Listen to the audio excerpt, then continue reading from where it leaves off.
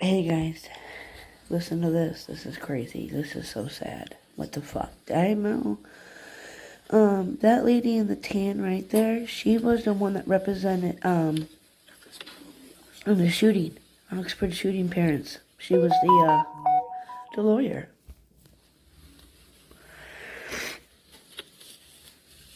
Okay, so this was in Fox, Detroit. Good afternoon. 19 hours ago. The prosecutor will update everyone on the additional charges that have been filed in this case.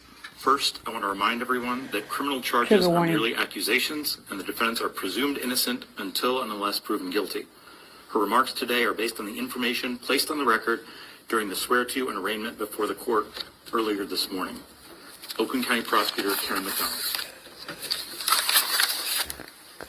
Good afternoon. Good morning. I would like to introduce members of my staff. To my left is Sarah Green. She's the chief of the Special Victims Unit. Assistant Prosecutor Lauren Benninger. She is also in the Special Victims Unit. Kelly Collins is our chief of juvenile. Betsy Haig is our chief of administration and oversees the juvenile division. Mark Keese is our chief of circuit. And this is, do you want to introduce yourself? Sure. Chief Brent Maurice, Madison Heights Police Department. Thank you. Okay. Thank you. The victim in this case is Giovanni Jennings, known by his family as Chulo. Chulo was 6 years old, and he died from blunt force trauma to his abdomen and a perforated bowel after a lengthy period of confinement and abuse. The Wayne County Medical Examiner determined that the manner of death was homicide. Oh my Last God. week, my office filed charges against his mother, Elena Jennings, and her boyfriend, Daniel Giacchina, for lying to the police, and additional charges against defendant Giacchina for improperly possessing weapons and ammunition because he was already a convicted felon. But it was clear from the evidence that we saw that there was a pattern of abuse that led to Chulo's death. My office, in conjunction with the Madison Heights Police Department, has spent the last week performing an intensive review of every piece of available evidence, including cell phone evidence, photos, and evidence that was seized in search warrants. Combined, we have spent over 100 hours reviewing extremely disturbing videos and photos, as well as text messages and Facebook chats describing the horrific things that happened to this 6-year-old boy. Everyone standing up here, including myself, were a part of those 100 hours of review. His siblings were present for and witnessed much of that abuse, and a complete review of the digital evidence continues. Chulo's 4-year-old brother was interviewed at Care House. For those of you who don't know, Care House is a child advocacy center in Oakland County. My office has an experienced prosecutor dedicated to Care House and who attends forensic interviews there, and that's Lauren Benninger. I cannot express the importance of Care House and how fortunate we are in this county to have this highly qualified professional organization who interview and provide therapy for child victims. I also want to thank the Oakland County Sheriff's Department who assisted in this investigation. As we carefully sifted through the evidence, what we found can only be described as horrific. The allegations are that Chulo was confined to a pen in the defendant's bedroom. Oh my God. He was beaten. He was bound to the wall by using a staple gun to his close to the wall, which forced his face into a corner. He was badly injured, but he was not taken for medical treatment because his mother knew that a medical examination would reveal the abuse. And that information is all an allegation that is already in the public forum on the record in the swear-to. Based on that additional evidence today, my office amended the charges against the defendants to include murder and child abuse in the first degree. On July 30th, 2024, at 2:34 p.m., Elena Jennings called 911 to her home and indicated... Give an asshole should turn the phone off. And indicated that her 6-year-old son was passed out and unconscious. Chulo was rushed by ambulance to Ascension Macomb Oakland Hospital, transferred to the Detroit Medical Center, and ultimately succumbed to his injuries around midnight on July 31st. The allegations are that Jennings falsely told police that she left Chulo with his biological father when she went to work that morning, and that Chulo was uninjured prior to being with his father. Police located and arrested Chulo's father, and based on information provided by his father, subsequent investigation quickly revealed that the child's father was not anywhere near Chulo's location that day, and that defendant Jennings had provided false information to police. Based on the investigation to date, there is no evidence that Chulo's father took part in these crimes. Elena Jennings, along with Chulo and her 2 other minor children, were living at the home along with Jennings' boyfriend, defendant Daniel Giacchina, and Giacchina's grandmother. Further investigation revealed that Giacchina and Jennings conspired to falsely tell police that it was Chulo's biological father who was last with Chulo. In fact, when Jennings left the home on the morning of July 30th, Chulo was left in the care of Giacchina.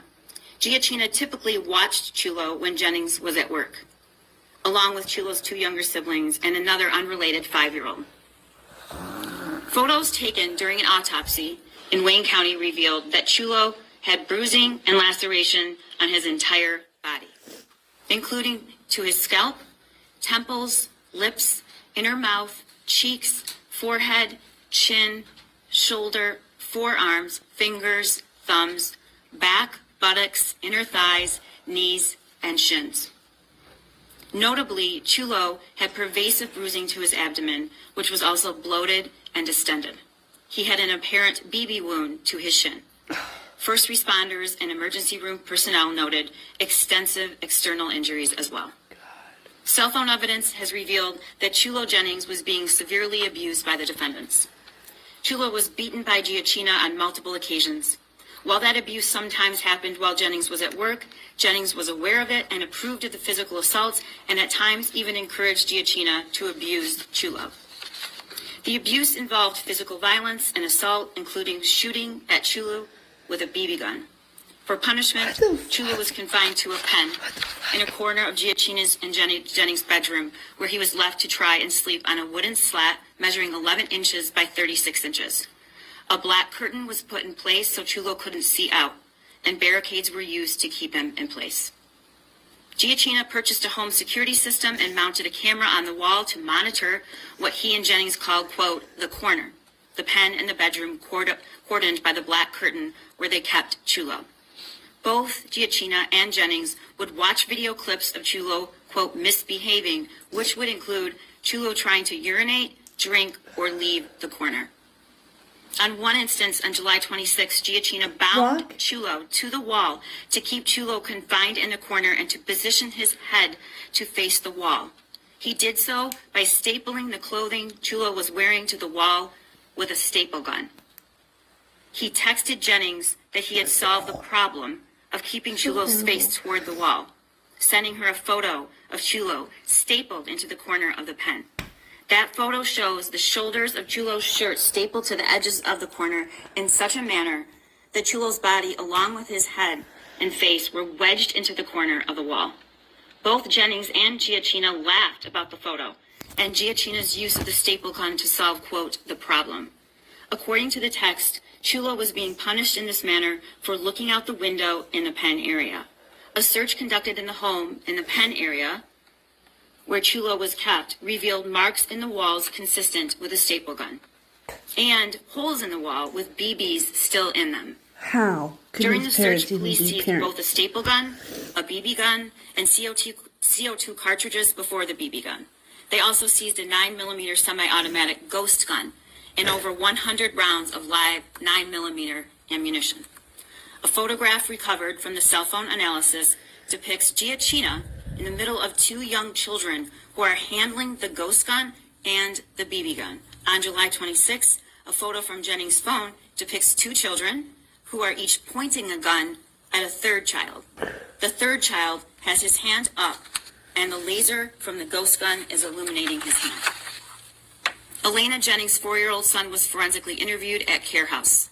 He told the forensic interviewer that, quote, Danny Giacchina shot him in the leg with a BB gun and showed his wound to the forensic interviewer. I'm in a lot of pain right now, guys, too, so,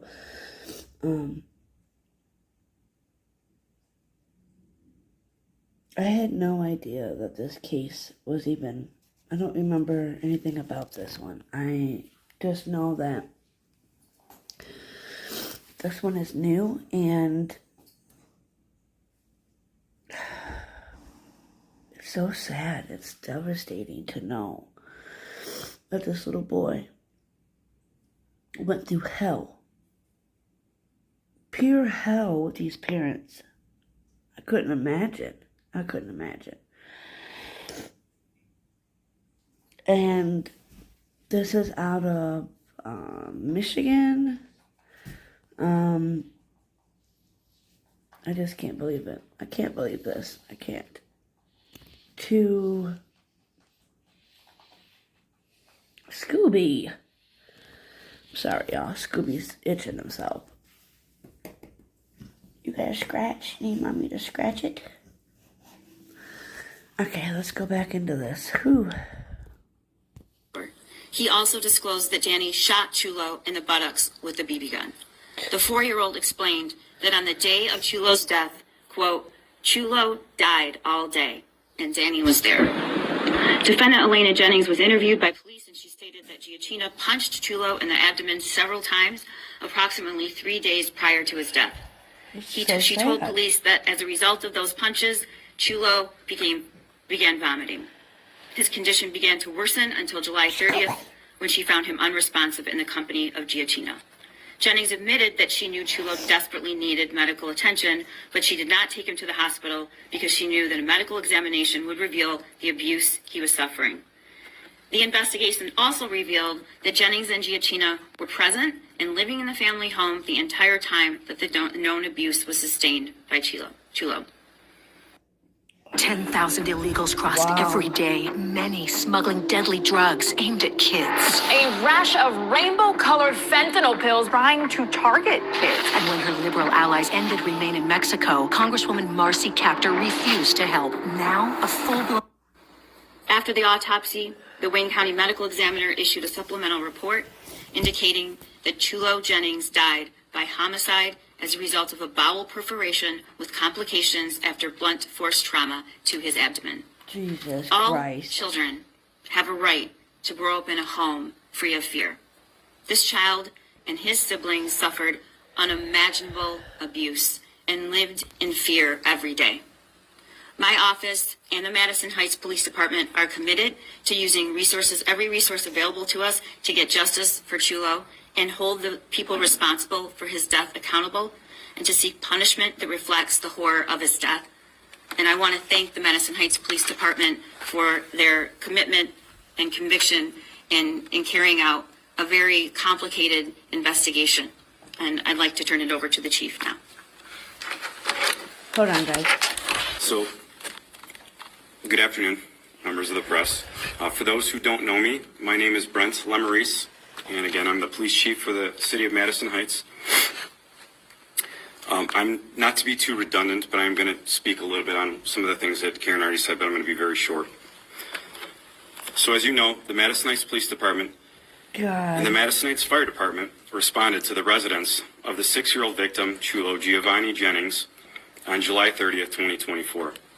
This was the first time we encountered Giovanni and learned about his failing condition. The first responders took life-saving measures, but unfortunately, Giovanni eventually succumbed to his injuries. Prosecutor, Officers she was moved the one quickly that to did the obtain probable Oxford. cause, and they made 3 arrests on the date of the incident. One individual, as Karen had stated previously, was released when it was determined he had an alibi, and he was turned over to another agency on separate violations. The other 2 individuals, as you now know, are Elena Jennings and Daniel Giacchino, and they were charged with lying to the police. And Daniel Giacchino had a pre-existing warrant for weapons-related offenses out of Madison Heights. Since their arraignment on those charges, the Madison Heights investigative team, in coordination with the Oakland County Prosecutor's Office and their investigators, have been working around the clock to uncover fresh evidence that has led to new charges introduced today by Karen McDonald. I would like to give a special thank you to all of them for their hard work. With that said, I want to remain focused on Giovanni and the tragic situation he had to endure. We will continue to work with the prosecutor's office to build this case and provide that justice for Giovanni. Thank you.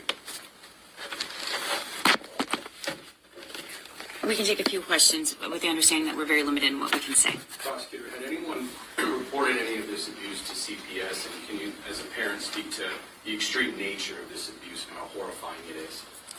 I can't comment on whether it was reported to CPS. I know that we are all mandated reporters and immediately contacted CPS because that's our job.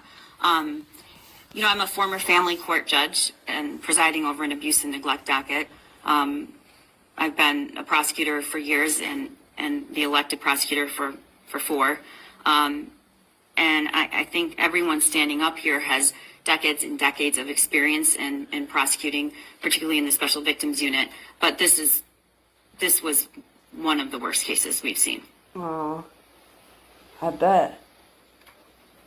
Will Jones, Local 4, how do you prevent something like this from I haven't had my coffee yet, you guys. I'm already making videos. Hmm? There's a lot that can be done. And without going into the circumstances of this case,